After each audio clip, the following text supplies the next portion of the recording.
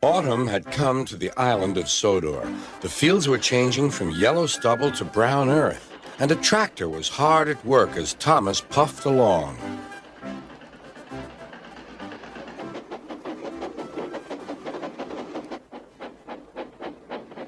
Later, Thomas saw the tractor close by. "Hello," said the tractor. "I'm Terence. I'm plowing." "I'm Thomas. I'm pulling a train. What ugly wheels you've got." "They're not ugly. They're caterpillars," said Terence. "I can go anywhere. I don't need rails."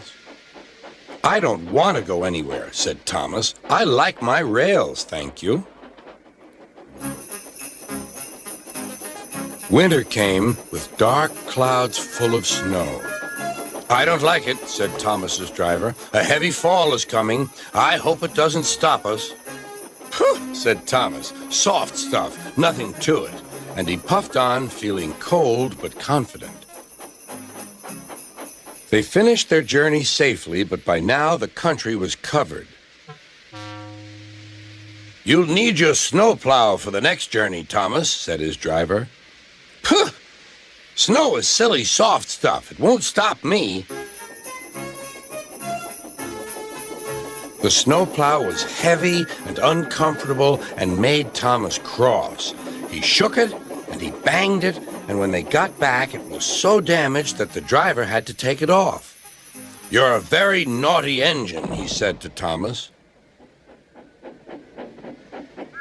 Next morning, Thomas's driver and fireman came early and worked hard to mend the snowplow, but they couldn't make it fit.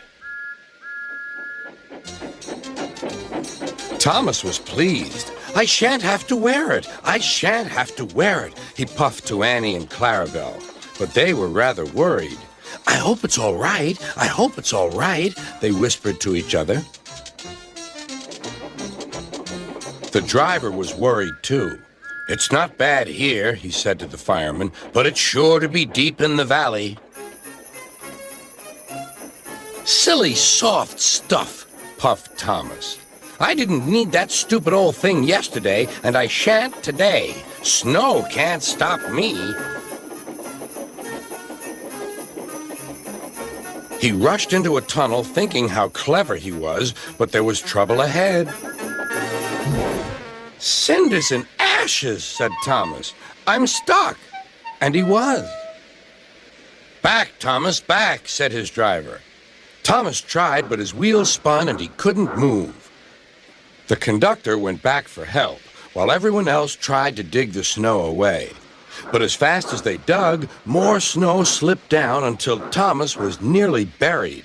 "Oh, my wheels and coupling rods! I shall have to stop here till I'm frozen. What a silly engine I am!" And Thomas began to cry. At last, a bus came to rescue the passengers.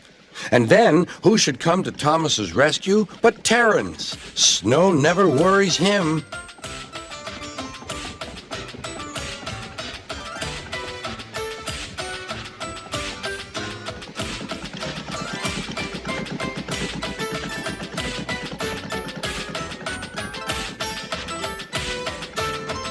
He pulled the empty coaches away, then came back for Thomas. Thomas's wheels were clear, but still spun when he tried to move. Terence tugged and slipped and tugged, and at last dragged Thomas clear of the snow, ready for the journey home.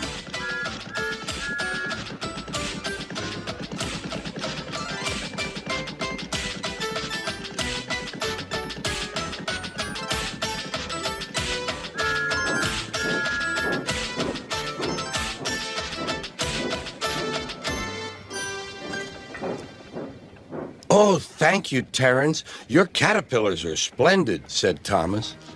"I hope you'll be sensible now, Thomas," said his driver. "I'll try," said Thomas, and he puffed slowly away.